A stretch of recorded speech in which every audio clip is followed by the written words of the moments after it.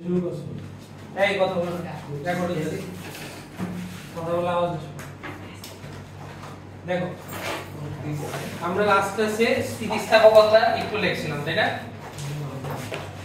লেখো সবাই আজকে আমরা শুরু করব হচ্ছে আমি একটু বলি মানে একটু রিক্যাপ করি জিনিসটাকে স্থিতিস্থাপকতা জিনিসটা কি ছিল হ্যাঁ স্থিতিস্থাপকতা জিনিসটা ছিল যে কোন বস্তুর উপর তুমি বাহ্যিক একটা বল দিবা বস্তুর আকার আকৃতি পরিবর্তন হবে তুমি যদি বাহ্যিক বল অপসারণ করে দিবা তাহলে আবার বস্তুটা আকৃতি ফিরে পাবে তাই না এখন আকৃতি যে ফিরে পাবে এটা আসলে ঠিক আগের আকৃতি যে ফিরে পাবে তা কিন্তু না কথা বোঝা গেছে কিছু পরিমাণ বিকৃতি থেকে যায় বুঝা গেছে কিনা অর্থাৎ আমি যেটা বলতে যাচ্ছি যে তুমি মনে করো বস্তুর উপর বল প্রয়োগ করে তার বিকৃতি ঘটাইছো তাহলে তার একটা প্রভাব এই যে বলের একটা প্রভাব এই বস্তুর মধ্যে অবশ্যই কিছু না কিছু থেকে যাবে তো থেকে যাওয়ার কারণে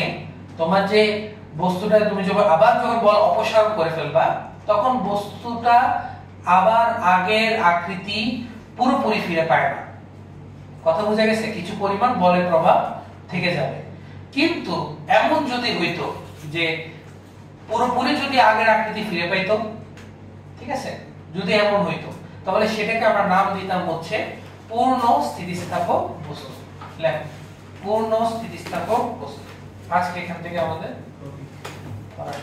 পূর্ণ স্থিতিস্থাপক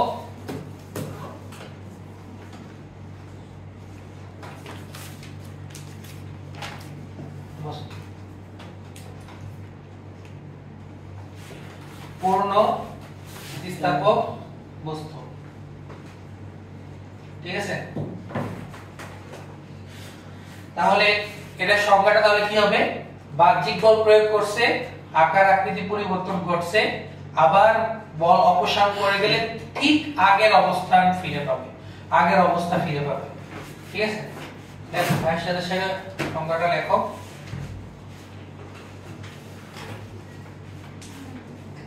দেখো বাহ্যিক বল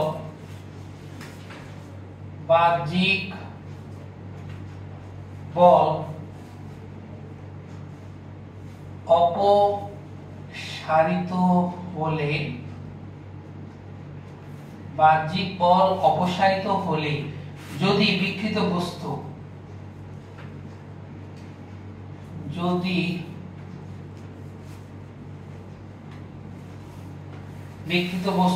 ঠিক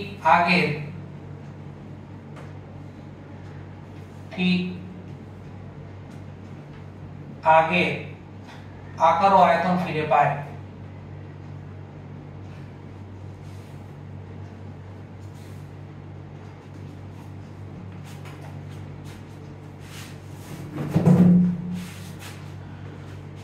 ঠিক আগের আকার ও আয়তন ফিরে পায় তাহলে ওই বস্তুটাকে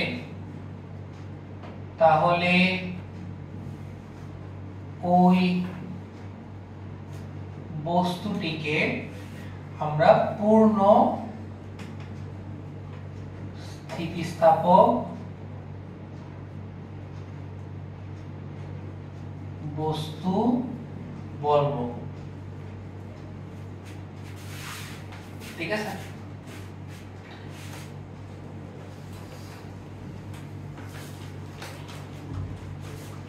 বাহ্যিক বল অপসারিত হলে যদি বিকৃত বস্তু ঠিক আগের আকার বা আকৃতি ঠিক আগের আকার ও আয়তন যদি ফিরে পায় তাহলে ওই বস্তুটাকে আমরা কি বলবো পূর্ণ স্থিতিস্থাপক বস্তু আচ্ছা এবার দেখো যে এই যে পূর্ণ স্থিতিস্থাপক যে বস্তুটা দেখো এই যে পূর্ণ স্থিতিস্থাপক বস্তুটা ঠিক আছে এটা কিন্তু বাস্তবে আমরা কোনোদিন পাবো না ঠিক আছে লেখো নোট আকারে একটা কথা লেখো যে নোট আকারে লেখো যে বাস্তবে পূর্ণ স্থিতিস্থাপক বস্তু পাওয়া যায় না। তাহলে বাস্তবে আমরা পূর্ণ স্থিতিস্থাপক বস্তু কোনোদিন পাবো না, কারণ এমন কোনো ম্যাটেরিয়াল তৈরি হয়নি যে যাতে আমার পুরোপুরি বলের প্রভাবটাকে আমরা এলিমিনেট করতে পারি। রাবারেও কিছু পরিমাণ তোমার বিকৃতি থেকে যাবে। তুমি যদি রাবারটাকে খেয়াল করো, দীর্ঘমেয়াদে যদি প্রেসার বল প্রয়োগ করো, তাহলে আলটিমেটলি একটা সময় দেখবা যে একটা আকৃতির পরিবর্তন ঘটতেছে, বেঁকে গেছে না হলে কিছু পরিমাণ। তো এটাই আর কি সবকিছু। তো বাস্তবে এমন কোনো পূর্ণ স্থিতিস্থাপক বস্তু আমরা পাবো না। তা বুঝে গেছে? আচ্ছা, তাহলে এবার আমরা যে জিনিসটা দেখবো সেটা হচ্ছে এই যে পূর্ণ স্থিতিস্থাপক বস্তুটা যে আমি পাবো, এটা কিন্তু কিছু সময়ের জন্য কিন্তু আমরা পাইতে পারি যদি একটা লিমিটেশনের মধ্যে যদি বল প্রয়োগ করা হয়। কথা বুঝে গেছে? আমি যদি এটা একটা লিমিটেশনের মধ্যে যদি বল প্রয়োগ করি তাহলে কিন্তু আমি এই পূর্ণ স্থিতিস্থাপক বস্তুটা পেতে পারি। ঠিক আছে? অর্থাৎ আমি একটা ম্যাক্সিমাম একটা ফোর্স দিতে পারবো, মনে করো এই কলমটাই আমি ম্যাক্সিমাম পরিমাণে একটা ফোর্স দিতে পারবো যাতে এটাকে যদি আমি সরায় ফেলি বলটাকে, তাহলেও এটা কিন্তু আগের অবস্থানে ফিরে যেতে পারে। ঠিক আছে? আমি যদি ওই লিমিটের বাইরে যদি বল প্রয়োগ করে ফেলি তাহলে কি এটা আগের অবস্থানে ফিরে যেতে পারবে, বা সে কি আবার পূর্ণ স্থিতিস্থাপকের মতো আচরণ করতে পারবে? না। অর্থাৎ তার একটা স্থায়ী বিকৃতি হয়ে যাবে। কথা বুঝে গেছে কিনা? তার মানে হচ্ছে সবকিছুর একটা সীমা আছে, এটা হচ্ছে মেইন কথা। তো তুমি যদি সীমার মধ্যে বল প্রয়োগ করো, সে যতটুকু মানে সহ্য করতে পারবে, ওই সহ্য ক্ষমতার মধ্যে যদি বল দাও তাহলে সে পূর্ণ স্থিতিস্থাপকের মতো কাজ করতে পারে। যদি তার সহ্য ক্ষমতার বাইরে যদি ফোর্স দিয়ে দাও তাহলে তো সে আর এটা সহ্য করতে পারবে না ফোর্সটাকে, আলটিমেটলি জিনিসটা কি হয়ে যাবে? বিকৃতি ঘটবে, তাই না? তো এই যে সীমার কথাটা যে বলতাছি, এই সীমাটাকে বলি হচ্ছে আমরা স্থিতিস্থাপক সীমা, বা ইংলিশে বলি হচ্ছে ইলাস্টিক লিমিট। কথা বুঝে গেছে? তাহলে লেখো স্থিতিস্থাপক সীমা। না বুঝলে ভাইকে বলো স্থিতিস্থাপক সীমা। স্থিতিস্থাপক সীমা সংজ্ঞাটা লেখো।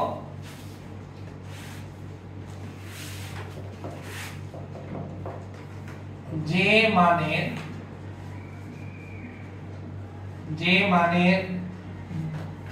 বল পর্যন্ত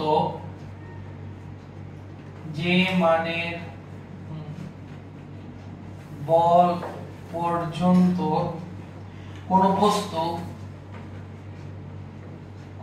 বস্তু পূর্ণ স্থিতিস্থাপক থাকে, অর্থাৎ সর্বাপেক্ষা বেশি যে বল প্রয়োগ করে, আবার বল অপসারণ করলে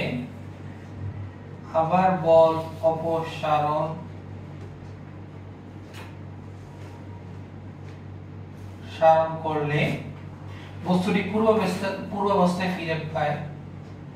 বস্তুটি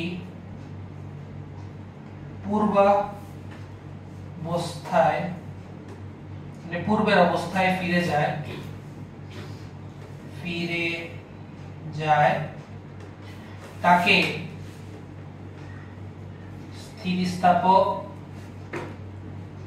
স্থিতিস্থাপক সীমা বলে, ইলাস্টিক লিমিট। বলো। স্থিতিস্থাপকতার উপর হ্যাঁ টাইম ম্যাটার করে। তুমি যদি একটা ফোর্সকে অনেক সময় ধরে যদি প্রয়োগ করতে থাকো তাহলে অবশ্যই তার মধ্যে একটা বিকৃতি ঘটবে, তার আকৃতির পরিবর্তন ঘটবে, কারণ আমরা জানি যে বাস্তবে কোনো পূর্ণ স্থিতিস্থাপক বস্তু পাওয়া যায় না। এখন আমি যদি একটা কম সময়ের জন্য একটা লিমিটের মধ্যে যদি এই যে সীমার মধ্যে যদি স্থিতিস্থাপক সীমার মধ্যে যদি বল প্রয়োগ করি তাহলে কিন্তু আমি এই পূর্ণ স্থিতিস্থাপক বস্তুটা কিছুটা সময়ের জন্য হলেও পাইতে পারি। কিন্তু আমি যদি ওই লিমিটেশনের ভিতরে যদি ফোর্সটাকে খুব বেশি সময়ের জন্য যদি প্রয়োগ করে ফেলি তাহলে কিন্তু একটা স্থায়ী বিকৃতি তখন তৈরি হয়ে যায়। কথাটা বোঝা গেছে কিনা? তো এটাই আমরা বুঝাচ্ছি যে মানের বল পর্যন্ত কোন একটা বস্তু স্থিতিস্থাপক থাকে তাকে আমরা স্থিতিস্থাপক বস্তু বলি। এই সীমাটাকে, এই যে মানে বল পর্যন্ত, এটা এই সীমাটাকে আমরা বলি হচ্ছে স্থিতিস্থাপক সীমা। ক্লিয়ার? না সমস্যা আছে? দেখো সমস্যা থাকলে বলো। আমাদের কাজ হচ্ছে তোমাদের এই 9 10 লেভেলে আমরা এটা নিয়ে কাজ করি, আমরা স্থিতিস্থাপক সীমার মধ্যে সবকিছু রাখি, ঠিক আছে? সীমার বাইরে নেই না। সীমার বাইরে হিসাব আলাদা, সীমার ভেতরে হিসাব আলাদা। তো তোমাদের লেভেলে আমরা স্থিতিস্থাপক সীমা পর্যন্ত আলোচনা করি। কথা বুঝা গেছে? বাস্তবে তো তাহলে একটু পাওয়া যায়, মানে পূর্ণ স্থিতিস্থাপক। হ্যাঁ বাস্তবে একটু, এটা খুবই কম সময়ের জন্য পাওয়া যাবে। তুমি আবার বলটা সরাই ফেললে মানে একটা সময়, নির্দিষ্ট সময় পর্যন্ত পাবা বলটাকে সরাই, কিন্তু তুমি সেম বলটাকে অনেক বেশি সময় ধরে বল প্রয়োগ করো তাহলে কিন্তু আবার ওইটা পাবা না আর কি, পূর্ণ স্থিতিস্থাপক বস্তু।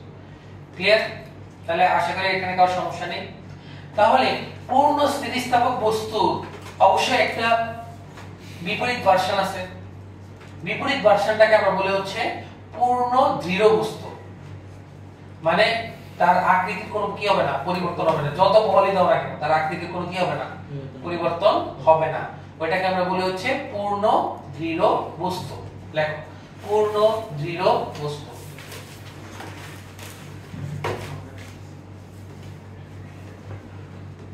পূর্ণ দৃঢ় বস্তু, পূর্ণ দৃঢ় বস্তু, পূর্ণ দৃঢ় বস্তু। তাহলে পূর্ণ দৃঢ় বস্তু সংজ্ঞাটা কি হবে? বাহ্যিক বল প্রয়োগের ফলে, বাহ্যিক বল প্রয়োগের ফলে, বাহ্যিক বল প্রয়োগের ফলে কোন বস্তুর যদি আকারের কোনো পরিবর্তন না ঘটে, কোন বস্তুর আকারের যদি কোনো পরিবর্তন না ঘটে, কোনো পরিবর্তন না ঘটে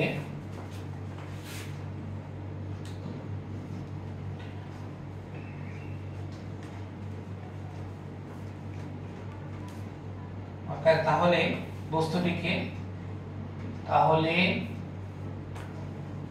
বস্তুটিকে পূর্ণ দৃঢ় বস্তু বলে। তাহলে বস্তুটিকে আমরা কি বলবো? পূর্ণ দৃঢ় বস্তু। মানে তুমি তার উপর যে পরিমাণে বল দাও না কেন তার আকৃতির আকারে কি হবে না, কোনো পরিবর্তন হবে না। বাস্তবে এটা সম্ভব? অবশ্যই এমন ফোর্স থাকবে যেটা বস্তুর আকৃতি পরিবর্তন করতে পারবে।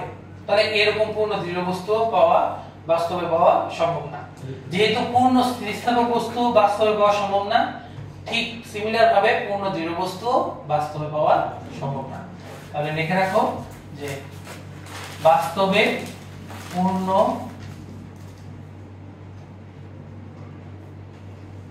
তো এই যেহেতু বাস্তবে পাওয়া যাচ্ছে না তো এগুলো করে লাভ কি?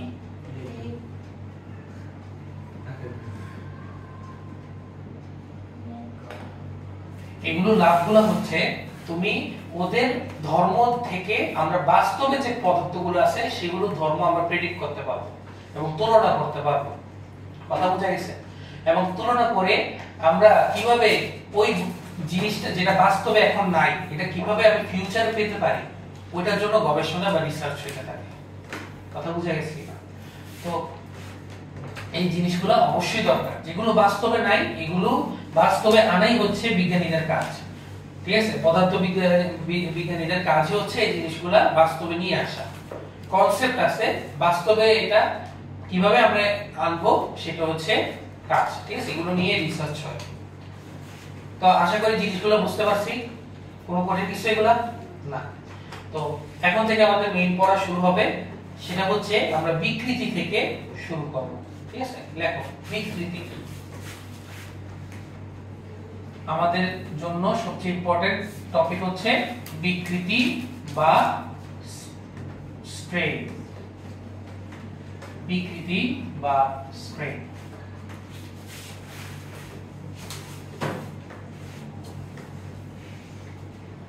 ঠিক আছে?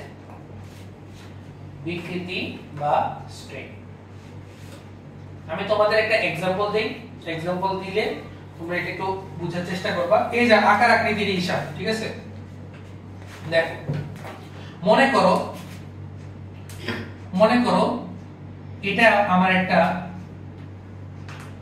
একটা বস্তু ছিল যার আকৃতির নাম দিলাম আমরা a। ঠিক আছে? মনে করো একটা আকৃতি আছে, সরি একটা বস্তুর আকার আছে, এই আকারের নাম দিলাম আমরা a এবং এর উপর মানে এই বস্তুটার উপর মনে করো বল প্রয়োগ হচ্ছে, যে কোনো সাইড থেকে বল প্রয়োগ হচ্ছে। বলো তার আকার পরিবর্তন হবে কি হবে না? হবে। তাহলে আকারের পরিবর্তন হয়ে মনে করো তার আকারের পরিবর্তন হয়ে জিনিসটা এরকম হয়ে গেল, নাম দিলাম b। আকারের পরিবর্তন হয়েছে, এটা হচ্ছে বল প্রয়োগের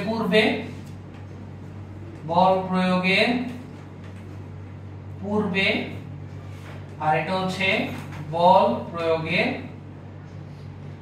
পরে। আচ্ছা, এত স্মুথ তো এরকম ব্যাপারটা মনে করো জিনিসটা এরকম হচ্ছে না, এরকম হচ্ছে মনে হয়, হ্যাঁ, বল প্রয়োগের পরে। ঠিক আছে? তাহলে মনে করো তার উপর চারপাশ থেকে প্রেসার দেওয়া হয়েছে, বল প্রয়োগ করা হয়েছে, জিনিসটার আকার এখন এরকম একত্রে হয়ে গেছে। ঠিক আছে? তাহলে তার আকারের পরিবর্তন হইল না? আকারের পরিবর্তন, আর আকারের পরিবর্তন বের করব কি হবে? শেষ থেকে আদিটা বাদ দিই, b - a করি, তাহলে তার আকারের পরিবর্তনটা চলে আসে। তাহলে আকারের পরিবর্তন, সুতরাং আকারের পরিবর্তন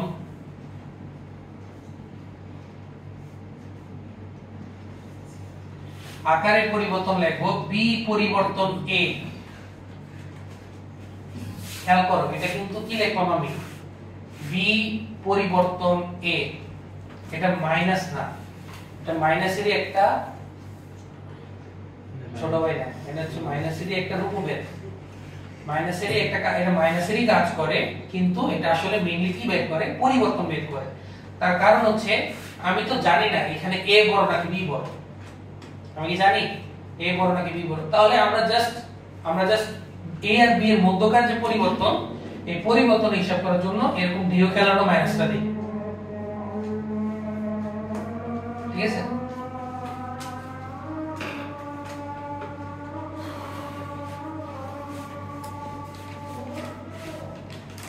আজকে সেশনে দেখো কেউ না বুঝতে বলে যতটুকু পড়েছি।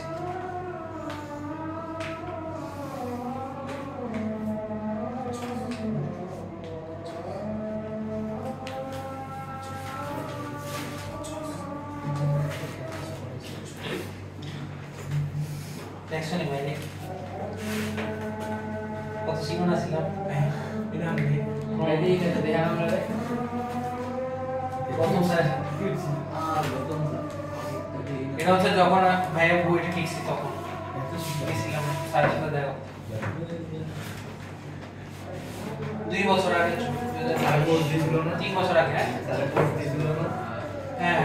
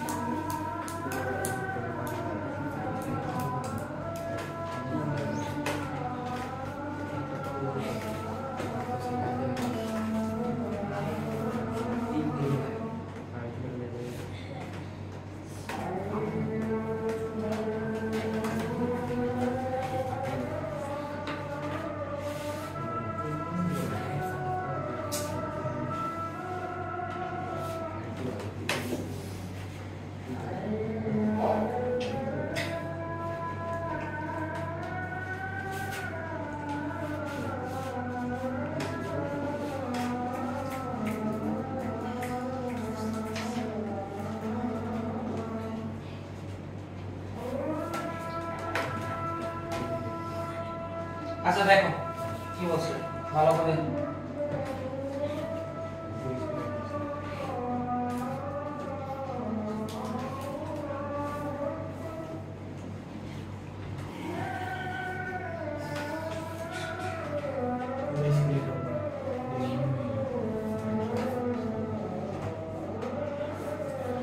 দেখো আকারের পরিবর্তন হচ্ছে আমার বি পরিবর্তন এ। এখন আমি যে আকারের পরিবর্তন বের করতেছি সেটা কার সাপেক্ষে আমি বের করব? অবশ্যই আদি যে আকারটা ছিল তার সাপেক্ষে কি পরিবর্তন হয়েছে সেটা বের করতে হবে না? তো মনে করো আগে তার দৈর্ঘ্য ছিল মনে করো 10, আমি সাপোজ ধরলাম 10 সেন্টিমিটার তার দৈর্ঘ্য ছিল, এটা চেঞ্জ হয়ে মনে করো দৈর্ঘ্যটা 8 সেন্টিমিটার হয়ে গেছে, তাহলে কয় সেন্টিমিটার তফাৎ হয়ে গেল? 2 সেন্টিমিটার। কার সাপেক্ষে হিসাব করতেছে এটা? আদি মানে 10 সেন্টিমিটার সাপেক্ষে 2 সেন্টিমিটার পরিবর্তন হয়েছে। তাহলে খেয়াল করো আমরা আদি আকারের সাপেক্ষে যদি পরিবর্তন বের করি, সুতরাং আদি আকারের সাপেক্ষে পরিবর্তন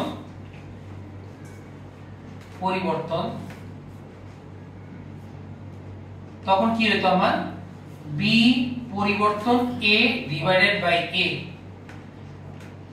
তাহলে এটা কি আমরা বিকৃতি বলি মেইনলি।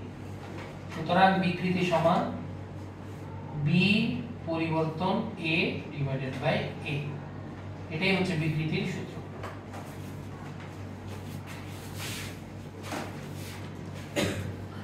এটাকে আমরা বিকৃতি বোঝাই।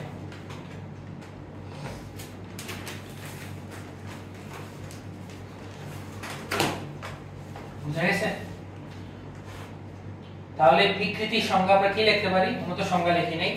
বিকৃতির সংজ্ঞা তাহলে আমরা বলতে পারি যে কোন বাহ্যিক বল প্রয়োগের ফলে, খেয়াল করো, একক, আমরা তো আদি আকারের সাপেক্ষে বের করছি, তাহলে একক তোমার ক্ষেত্র না, আমরা এটা বলতে পারি যে আমার একক মাত্রায় কি পরিমাণ পরিবর্তন ঘটছে সেই পরিবর্তনটাকে আমরা বলতেছি হচ্ছে বিকৃতি।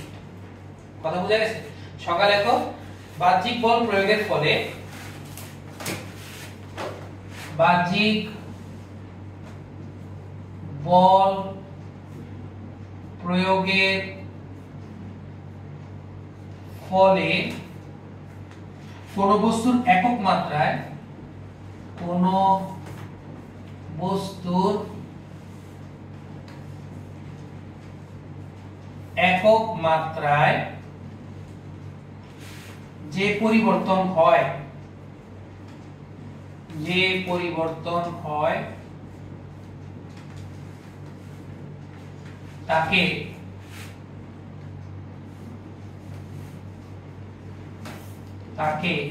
বিকৃতি বলে। বাহ্যিক বল প্রয়োগের ফলে কোন বস্তুর একক মাত্রায় যে পরিবর্তন হয় তাকে আমরা কি বলবো? বিকৃতি বল। না বুঝলে ভাইকে বল কোন জায়গায় বুঝবেন। দেখো সংজ্ঞার সাথে আমাদের যে ইকুয়েশন আসছে, ইকুয়েশনে দেখো সবকিছু মিল আছে কিনা। একক মাত্রায় যে পরিবর্তন ঘটবে তাকে আমরা কি বলবো? বিকৃতি।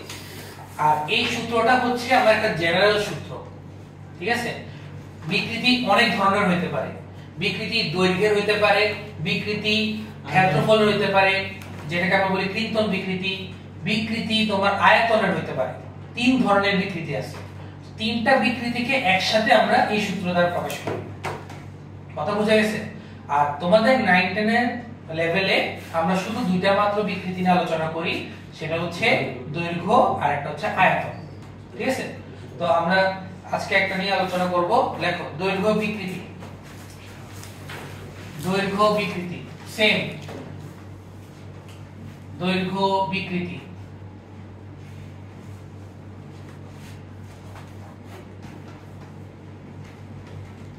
দৈর্ঘ্য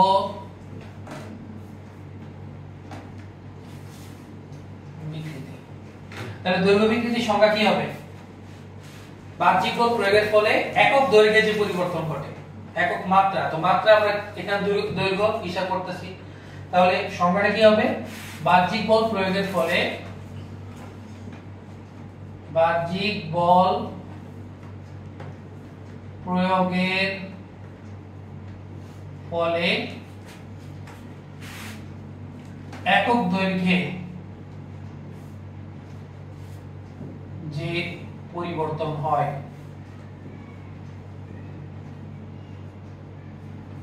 একক দৈর্ঘ্যে যে পরিবর্তন হয় তাকে দৈর্ঘ্য বিকৃতি, তাকে দৈর্ঘ্য বিকৃতি বলে। তাকে আমরা দৈর্ঘ্য বিকৃতি বলবো। তো দৈর্ঘ্য বিকৃতির জন্য আমরা একটা সূত্র বের করতে পারবো নরমাল বিকৃতির মতোই। তাহলে আমরা একটা চিত্র আঁকতে পারি। মনে করে এটা হচ্ছে একটা দণ্ড, ঠিক আছে? এটা হচ্ছে একটা দণ্ড। এই দণ্ডের অবশ্যই একটা দৈর্ঘ্য আছে না আগে থেকে? তাহলে এই দৈর্ঘ্যটা হচ্ছে আমার L0। এখন তুমি এই দণ্ডের উপর যদি F বল প্রয়োগ করো, F বাহ্যিক বল প্রয়োগ করো, তাহলে দণ্ডটা কি হবে বলো তো? নিচের দিকে টান হইতাছে। এটা দৈর্ঘ্য বাড়বে না কমবে? বাড়বে। তাহলে মনে করো বেড়ে এরকম অবস্থা হয়েছে, ঠিক আছে? তাহলে এটা হলো আমার L।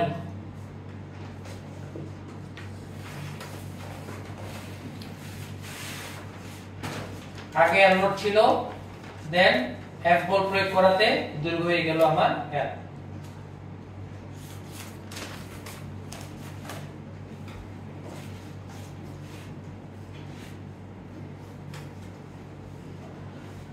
কোনটা দিয়ে কি বোঝায় একটু লিখে রাখি। L0 দ্বারা বোঝায় আদি দৈর্ঘ্য, L দ্বারা বোঝায় শেষ দৈর্ঘ্য, আর F দ্বারা বোঝায় বাহ্যিক বল। তাহলে আমাকে বলো, এই যে একটু আগে আমরা বিকৃতি পরিবর্তন, আকারে পরিবর্তন বের করছি, তাহলে এখানে কিসের পরিবর্তন হচ্ছে? দৈর্ঘ্যের পরিবর্তন। তাহলে দৈর্ঘ্যের পরিবর্তন কত হবে? দৈর্ঘ্যের পরিবর্তন হবে L মাইনাস L0। এখন আমি কি মাইনাস লিখতে পারি চিত্র দেখে?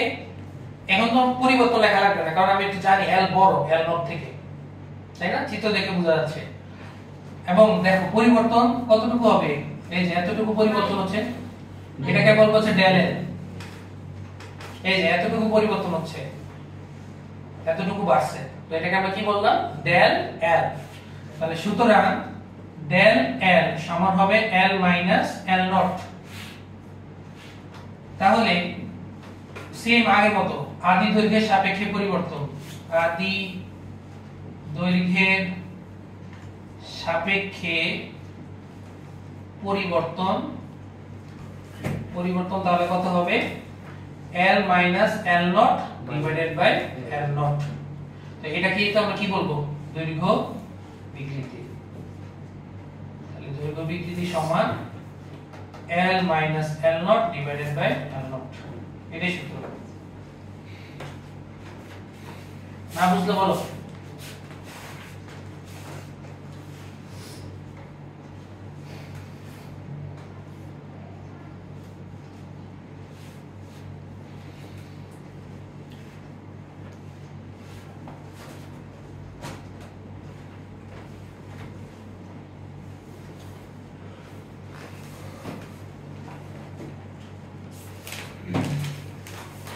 না বুঝলে বলো ভাই। এই মিনিট চলে দিছি না দিয়ে দেব।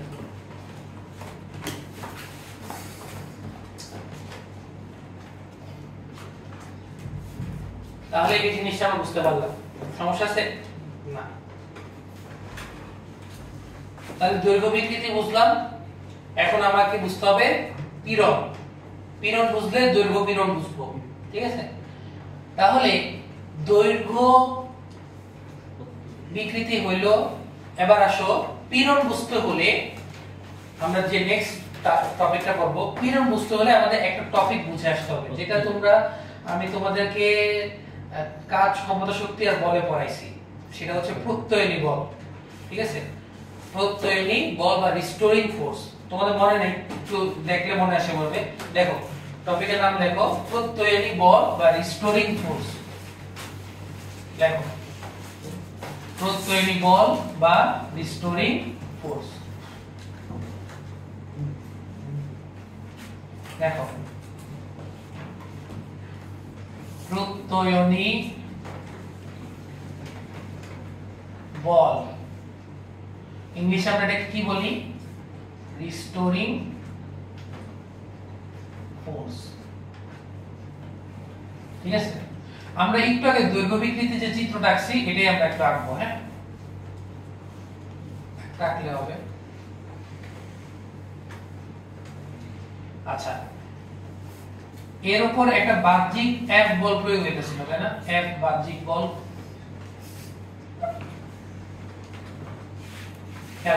আমরা এই দণ্ডটা নিলাম, এই দণ্ডের উপর আমার F বাহ্যিক বল প্রয়োগ হচ্ছে। তোমাদের বল চ্যাপ্টারে ভাই একটা কথা বলছিলাম, বল চ্যাপ্টারে ভাই বলছিলাম যে প্রকৃতিতে বল সর্বদা জোড়ায় জোড়ায় কাজ করে, বলছিলাম তো। প্রকৃতিতে ফোর্স অলওয়েজ জোড়ায় জোড়ায় কাজ করবে, কোনোদিন কোনো সিস্টেমে বল কখনো সিঙ্গেল থাকবে না, সবসময় পেয়ার করে থাকবে। তাহলে আমার যে ইয়েটা আছে, জোড়ায় জোড়ায় বল আছে, তো এখানে একটা বল আছে, আরেকটা বল থাকার কথা না এখানে সিস্টেমে।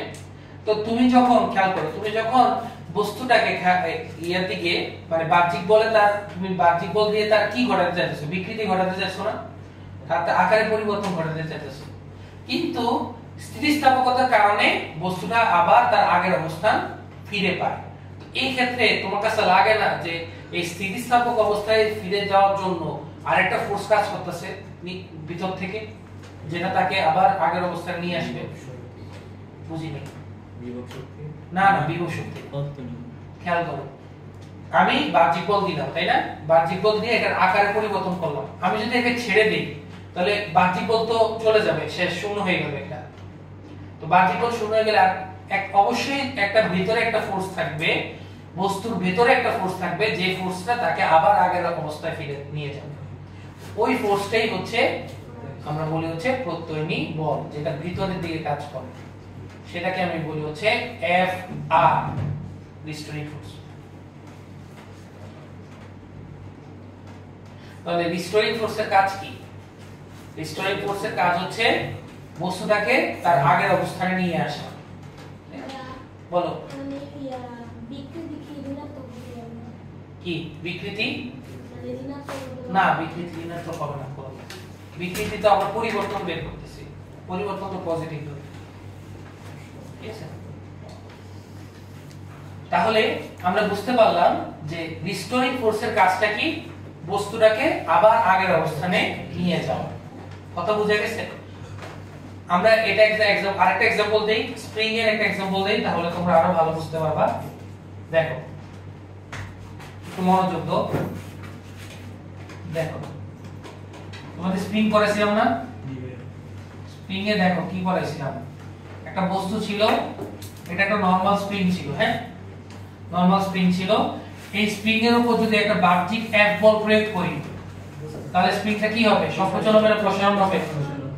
প্রসারণ হবে। প্রসারিত হইল জিনিসটা, দেখো প্রসারিত হইল, তাই না? প্রসারিত হইল, হ্যাঁ। স্প্রিংটাকে যদি ছেড়ে দেই, স্প্রিংটা কই যাবে বলো তো? আবার পেছনে চলে যাবে। আর পেছনে নিবে কে? সে তো নিজে নিজে যাবে নাকি? কে নিবে তাকে? প্রত্যয়ী বল নেবে, ঠিক আছে? তো প্রত্যয়ী বলের কাজ হচ্ছে সিস্টেমকে সাম্য অবস্থায় নিয়ে যাওয়া, এটার নাম এফআর।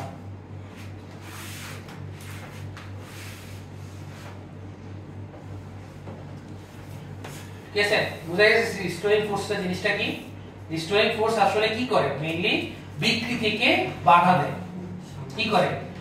এই রিস্টোরিং ফোর্স আমাকে, যেহেতু আমি বাহ্যিক বল প্রয়োগ করে তার বিকৃতি ঘটাতে চাইতেছি, রিস্টোরিং ফোর্স ওই বিকৃতিকে বাধা দিয়ে বস্তুটাকে আবার আগের অবস্থানে নিয়ে আসার চেষ্টা করে। তাহলে প্রত্যয়ী বলের কাজ হচ্ছে বস্তুটাকে আবার সিস্টেমটাকে সাম্যাবস্থায় নিয়ে আসা আর বিকৃতিকে প্রতিরোধ করা। এটাই হচ্ছে আমার রিস্টোরিং ফোর্সের কাজ। যদি মনে করো আমার রিস্টোরিং ফোর্স না থাকতো, তাহলে কি হতো? তাহলে তুমি যদি টানতা, তাহলে বিকৃতি ঘটতো, ছেড়ে দিলে কিন্তু আবার স্থিতিস্থাপক ধর্ম থাকতো না, আবার আগের অবস্থানে ফিরে যেত না। বুঝা গেছে? তো রিস্টোরিং ফোর্স থাকা এখানে অবশ্যই দরকার। কথা বুঝা গেছে? সংজ্ঞাটা লিখি আমরা, সংজ্ঞাটা লেখো।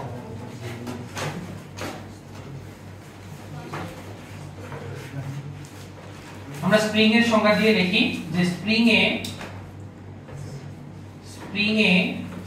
বল প্রয়োগের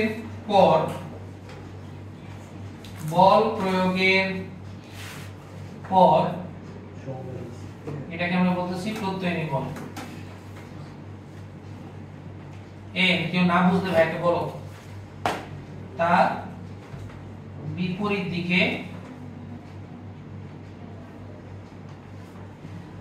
দিকে সমান বল প্রয়োগ করে। সমান বল প্রয়োগ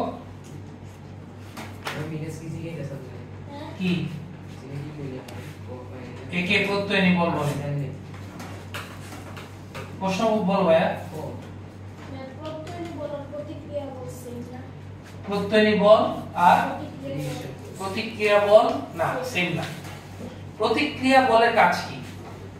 অ্যাকশন এর রিঅ্যাকশন ঘটানো, তাই না? অ্যাকশন এর রিঅ্যাকশন ঘটানো। যেমন মনে করো আমি যদি বস্তুর উপর একটা বল প্রয়োগ করি, তাহলে বলও বস্তুটাও আমার দিকে একটা বল প্রয়োগ করবে, তাই না? এখন যিনি প্রতিক্রিয়া বলে সব সময় আমার বিকৃতি প্রতিরোধ করার জন্য কাজ পায় না। আমার প্রত্যয়ী বলের কাজ হচ্ছে বিকৃতিকে প্রতিরোধ করা। কথা বুঝে গেছে কিনা? সাপোজ তুমি মনে করো একটা বস্তুর উপর বল প্রয়োগ করছো, হ্যাঁ, আমি তোমাকে বুঝাই। মনে করো এই বস্তুর উপর একটা বল প্রয়োগ দিছো, এই বলটা কে দিছে? আমি দিছি, এজেন্ট দিছে। আমরা এজেন্ট দিয়ে বললাম না এটাকে এজেন্ট। তাহলে আমার উপরও খেয়াল করা, আমার উপরও বস্তু একটা কি দিবে? বল দিবে না? আমার উপর, এবং এটা কোন ডাইরেকশনে দিবে? বিপরীত ডাইরেকশনে দিবে, ঠিক আছে?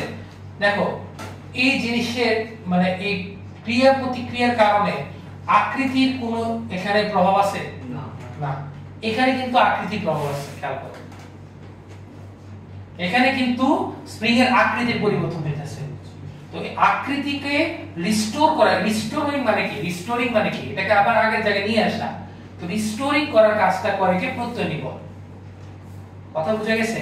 কিছু কিছু ক্ষেত্রে প্রত্যয়ী বলটাই আমার প্রতিক্রিয়া বল, কিছু কিছু ক্ষেত্রে প্রতিক্রিয়া বল আমার প্রত্যয়ী বল না। বুঝা গেছে কিনা? এজন্য এটাকে আমরা আলাদা করে এটা আমরা প্রকাশ করি।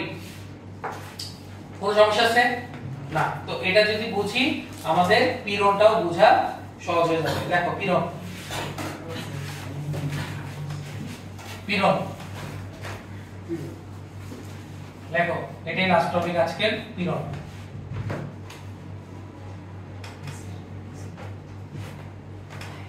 দেখো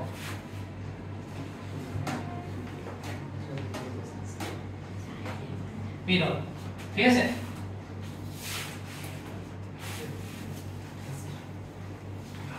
তাহলে পীড়ন জিনিসটা কি হবে? পীড়ন জিনিসটা হবে আমার ওই যে আমরা যে রিস্টোরিং ফোর্স হিসাব করতেছি, এই রিস্টোরিং ফোর্স অবশ্যই আমার ওই দণ্ডের ক্ষেত্রফলের উপর কাজ করতেছিল না, তাই না? আমি যে আঁকছিলাম, আমি চিত্রটা আঁকি, হ্যাঁ চিত্রটা আঁকলে তোমরা আবার বুঝবা, খেয়াল করো। আমি একটু বড় করে আঁকি, ঠিক আছে? এই যে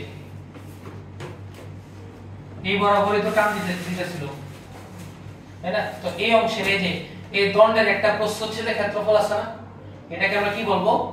এ, এরিয়া। তো এই বাহ্যিক বলের ঠিক বিপরীতে আমরা কি কাজ করবে? Restoring force F R.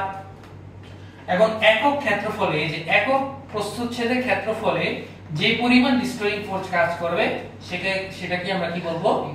পীড়ন বলবো। কথা বুঝে গেছে? তো সংজ্ঞা দেখি যে একক ক্ষেত্রফলের উপর, চিত্রটা উঠাবা, হ্যাঁ একক ক্ষেত্রফল, একক ক্ষেত্রফলে, একক ক্ষেত্রফলে বিকৃতি প্রতিরোধকারী, বিকৃতি প্রতিরোধকারী, প্রতিরোধকারী প্রত্যয়নী বা বাধাদানকারী বলকে, প্রত্যয়নী বা বাধাদানকারী বলকে, প্রত্যয়নী বলের অপর নাম বাধাদানকারী বল, হ্যাঁ বলকে আমরা কি বলি? পীড়ন বলি। তাহলে খেয়াল করো যে এ প্রস্থচ্ছেদের ক্ষেত্রফলে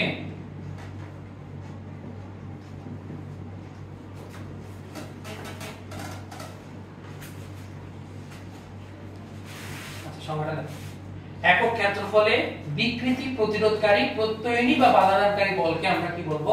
পীড়ন বলবো।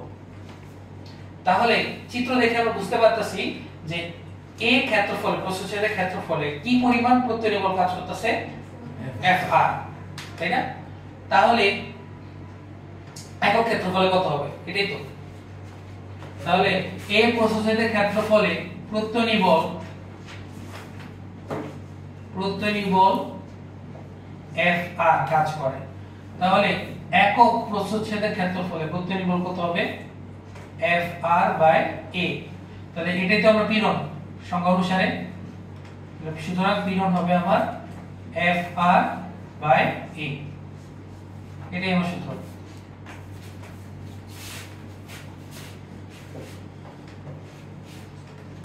ঠিক আছে? আরেকটা জিনিস, ছোট্ট একটা জিনিস বাকি আছে, এটা তো বুঝলাম। দেখো দেখো এক টানা শেষ করা লাগে। তাহলে এফ আর বাই এটা বুঝলাম। এবার যত বেশি প্রযুক্ত বল হবে তত বেশি প্রত্যয়নী বল হবে, এটা তো বুঝতে পারি।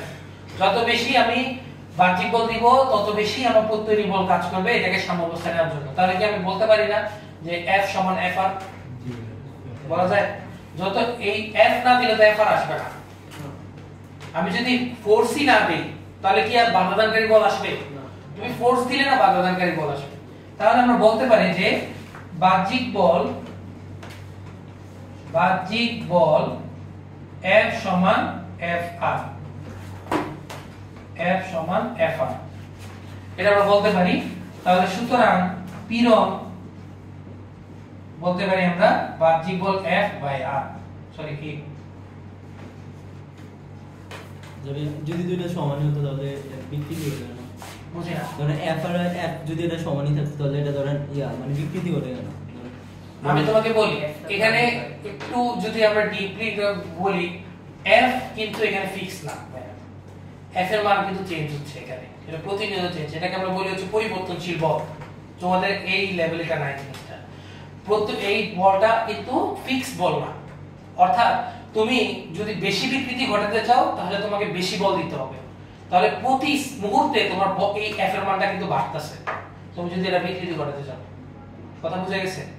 মানে কমন সেন্স খাটাও, তুমি যদি কম বল দাও তাহলে কম বিকৃতি করবে, তুমি যদি বেশি বল খাটাও তাহলে বেশি এর জিনিসটা আকৃতি পরিবর্তন করবে। তাহলে প্রতিনিয়ত এই ফোর্সের মানটা কিন্তু চেঞ্জ হচ্ছে, এটা কিন্তু ফিক্স না। যদি ফিক্সড হতো তাহলে এফ আর এফ আর একে অপরকে নিউট্রাল করে কাটাকাটি করে ফেলতো। কথা বুঝা গেছে? যেটা আমরা নরমালি তোমাদের লেভেলে আমরা দেখি যে এফ আর ক্রিয়া প্রতিক্রিয়া বল একে অপরকে কাটাকাটি করে ইয়া করে ফেলে। তো জিনিসটা এখানে এটা না, জিনিসটা এফ হচ্ছে এখানে পরিবর্তনশীল বল, প্রতিনিয়ত ফোর্সটা কি হচ্ছে এখানে চেঞ্জ হচ্ছে। তাহলে এফ এর মান বাড়তাছে, এফ এর মান বাড়ার সাথে সাথে এফ আর এর মানও বাড়তাছে। আর যেহেতু একটা পরিবর্তনশীল বস্তুর মধ্যে যাচ্ছি এই কারণে আকৃতিটাও আমার ওইটা ওই অনুযায়ী পরিবর্তন হবে। তা বুঝা গেছে? তো আশা করি জিনিসটা আমরা বুঝতে পারছি। আর কোনো সমস্যা থাকলে রেকর্ড দেখে বুঝে নিবা, আমি রেকর্ডে সব কথা বলছি, ঠিক আছে? আসলে আমি বলছিলাম কি